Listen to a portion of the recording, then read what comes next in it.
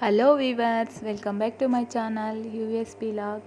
ಇವತ್ತಿನ ರೆಸಿಪಿಯಲ್ಲಿ ನಾನು ಬೆಂಡೆಕಾಯಿ ಸಾಂಬಾರು ಅಥವಾ ಬೆಂಡೆಕಾಯಿ ಹುಳಿ ಮಾಡೋದನ್ನು ತೋರಿಸ್ಕೊಡ್ತೀನಿ. ಅದಕ್ಕೂ ಮುಂಚೆ ನನ್ನ ಚಾನಲ್ ಇನ್ನೂ ಯಾರ್ಯಾರು ಸಬ್ಸ್ಕ್ರೈಬ್ ಮಾಡಿಲ್ಲೋ ಪ್ಲೀಸ್ ಸಬ್ಸ್ಕ್ರೈಬ್ ಮಾಡ್ಕೊಳ್ಳಿ. ಪಕ್ಕದಲ್ಲಿರೋ ಬೆಲ್ಲೈಕನ್ನ ಕ್ಲಿಕ್ ಮಾಡಿ, ಲೈಕ್ ಮಾಡಿ, ಶೇರ್ ಮಾಡಿ, ಕಾಮೆಂಟ್ ಮಾಡಿ. ಇವಾಗ ವಿಡಿಯೋನ ಸ್ಟಾರ್ಟ್ ಮಾಡೋಣ ಬನ್ನಿ. ನಾನು ಒಂದು ಅರ್ಧ kg ಆಗುವಷ್ಟು ಬೆಂಡೆಕಾಯಿನ ತೊಗೊಂಡಿದ್ದೀನಿ. ನಿಮ್ಗೆ ಎಷ್ಟು ಬೇಕೋ ಅಷ್ಟು ತೊಗೊಳ್ಳಿ. ನಾನು ಒಂದು ಅರ್ಧ kg ಆಗುತ್ತೆ. ಇದ್ರ ಮೇಲೆ ನೋಡಿ ನೀರಿನ ಅಂಶ ಎಲ್ಲ ಇದೆ. ಇದೆಲ್ಲ ಮೇಲೆ ಬಂಕ ಥರ ಇರುತ್ತೆ. ಇದನ್ನೆಲ್ಲ ಕ್ಲೀನ್ ಮಾಡಬೇಕಂದ್ರೆ ಒಂದು ಬಟ್ಟೆ ತಗೊಂಡು ನೀಟಾಗಿ ಎಲ್ಲ ಒರೆಸ್ಕೊಬಿಡಿ. ಒರೆಸ್ಕೊಳಕ್ಕೂ ಮುಂಚೆ ಒಂದು ಸತಿ ವಾಶ್ ಮಾಡ್ಕೊಬಿಡಿ. ನೀರಲ್ಲಿ ವಾಶ್ ಮಾಡಿಕೊಂಡು ಒಂದು ಸತಿ ನೀಟಾಗಿ ಒರೆಸ್ಕೊಂಡು ಸಣ್ಣಾಗಿ ಕಟ್ ಮಾಡಿಟ್ಕೊಳ್ಳಿ. ಸಣ್ಣಾಗಿ ಕಟ್ ಮಾಡಿಟ್ಕೊಂಡು ಇದನ್ನು ಚೆನ್ನಾಗಿ ಹುರ್ಕೋಬೇಕಾಗತ್ತೆ, ಇಲ್ಲಾಂದರೆ ಬಂಕ ಎಲ್ಲ ಹೋಗಲ್ಲ. ಚೆನ್ನಾಗಿ ಹುರ್ಕೋಬೇಕು. ಒಂದು ಪ್ಯಾನ್ ಇಟ್ಕೊಂಡು ಬೆಂಡೆಕಾಯಿನ ಕಟ್ ಮಾಡಿರೋದನ್ನೆಲ್ಲ ನಾನು ಒಂದು ಬಾಣಲಿಗೆ ಹಾಕ್ತಾಯಿದ್ದೀನಿ. ಸ್ವಲ್ಪ ಎಣ್ಣೆ, ಸ್ವಲ್ಪ ಉಪ್ಪನ್ನು ಹಾಕ್ತಾಯಿದ್ದೀನಿ, ಅಂಟ್ಕೋಬಾರ್ದು ಒಂದಕ್ಕೊಂದು ಅಂತೇಳ್ಬಿಟ್ಟು. ನೋಡಿ ನಾನು ಹುರ್ಕೋತಾ ಇದ್ದೀನಿ. ನಂದು ಇವಾಗ ಹುರ್ಕೊಂಡಿರೋದು ರೆಡಿ ಆಗಿದೆ. ನೋಡಿ ಈ ಸ್ಟಪ್ಪಿಯಲ್ಲಿ ಬಂದರೆ ಕರೆಕ್ಟಾಗಿರುತ್ತೆ. ಇವಾಗ ಇದನ್ನು ಸೈಡ್ಗಿಡೋಣ. ಇವಾಗ ಮಸಾಲೆಗೆ ರೆಡಿ ಮಾಡ್ಕೊಳ್ಳೋಣ. ಒಂದು ಚಿಕ್ಕ ಬಾಣಲಿ ತೊಗೊಂಡು ಸ್ವಲ್ಪ ಈರುಳ್ಳಿ ತೆಗೆದ್ಬಿಟ್ಟು ಸಣ್ಣದೊಂದು ಈರುಳ್ಳಿ ಹಾಕ್ಕೊಂಡಿದ್ದೀನಿ. ಒಂದು 5-6 ಬೆಳ್ಳುಳ್ಳಿ ಹಾಕಿದ್ದೀನಿ.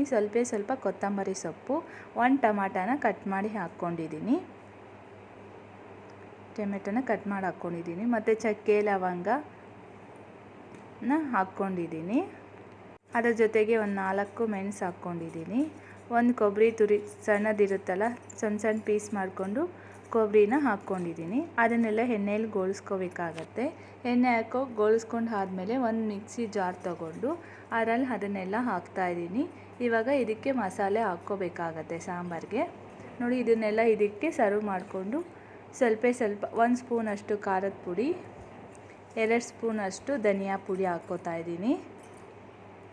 ಮತ್ತು 1 ಚಿಟಿಕೆ ಅಷ್ಟು ಅರಿಶಿನ ಹಾಕ್ಕೋಬೇಕಾಗತ್ತೆ. ಇದಕ್ಕೆ ಸ್ವಲ್ಪ ನೀರು ಹಾಕ್ಕೊಂಡು ಚೆನ್ನಾಗಿ ನೈಸಾಗಿ ರುಬ್ಕೋಬೇಕಾಗತ್ತೆ.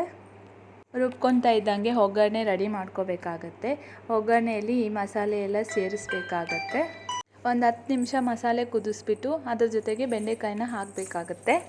ಸಾಂಬಾರೆಲ್ಲ ಚೆನ್ನಾಗಿ ಕಾದ್ರೆ ನಮಗೆ ಬೆಂಡೆಕಾಯಿ ಸಾರು ರೆಡಿ ಆಗಿರುತ್ತೆ. ಇದು ಅನ್ನದ ಜೊತೆ, ಚಪಾತಿ ಜೊತೆ, ಮುದ್ದೆ ಜೊತೆ ತುಂಬ ಚೆನ್ನಾಗಿರುತ್ತೆ. ಟೇಸ್ಟು ಕಾಂಬಿನೇಷನ್ ಸೂಪರಾಗಿರುತ್ತೆ. ಹಾಗೆ ಸ್ವಲ್ಪ ಜ್ಯೂಸ್ ಮಾಡೋಣ ಅಂತ ಹೋದೆ, ಕರ್ಬೂಜ ಜ್ಯೂಸ್ ಮಾಡೋಣ ಅಂತ ಹೋದೆ. ಒಂದು ಕಾಯಿ ಇತ್ತು, ಅದಕ್ಕೆ ಜ್ಯೂಸ್ಗೆಲ್ಲ ರೆಡಿ ಮಾಡ್ಕೊತಾ ಇದ್ದೀನಿ. ಒಂದು ಉಂಡೆ ಬೆಲ್ಲನ ನುಣ್ಣಕ್ಕೆ ಪುಡಿ ಮಾಡಿ ಇಟ್ಕೊಂಡಿದ್ದೀನಿ. ಅದನ್ನು ನೀರಲ್ಲಿ ಹಾಕಿದ್ದೀನಿ ಕರಗಲಿ ಅಂತೇಳ್ಬಿಟ್ಟು.